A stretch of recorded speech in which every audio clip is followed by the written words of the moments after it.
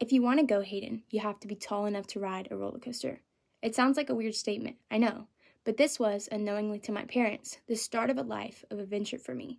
Growing up, my parents traveled a lot, and every time they would go somewhere, I would hear these wonderful stories of other cultures and beautiful landscapes. I was jealous.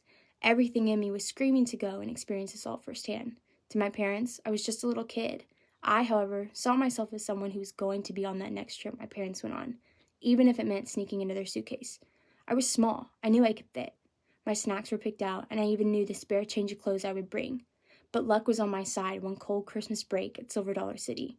I was in line to ride one of the big kid roller coasters. Then magically, the ride gatekeeper became my fairy godmother. I was tall enough to ride. Time stopped. I felt like I could fly. And come that summer, I would. I scraped pennies, saved, sent letters. Everything that I had in my 7-year-old body went to save and raise money that it took for me to get on that trip. But the money stopped trickling in. I wouldn't make it. I was short on what I needed to raise. What was I going to do? I had to be on that trip.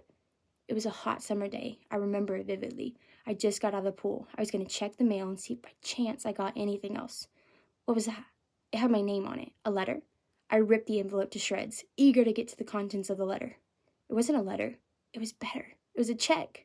A blank check, in fact, left with a small note to fill the amount that I needed to go. Fireworks erupted in my brain. Guatemala, here I come. The trip far surpassed the image I built in my brain. I felt alive in a way I had never experienced. It was the first of many mission trips for me. It was also the catalyst to a life of ministry. I fell in love on that trip in Guatemala, and I knew that I could never have been in that love. It was stuck to me with a force that I couldn't even begin to understand. Time did what it does, and it passed, but still, I hold that trip near to my heart. I've grown. I've experienced the joys of going to new places continuously throughout my life since that very first roller coaster. Whether it was on a plane, in a car, through my work, or even in my mind, I have the amazing privilege to work at a church where every day is like a mission trip.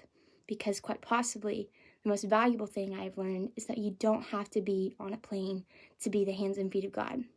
That starts where you are right now. So that is what I'm trying to do. Every day is different. Many are challenging, but all are rewarding. This is who I am. Thank you.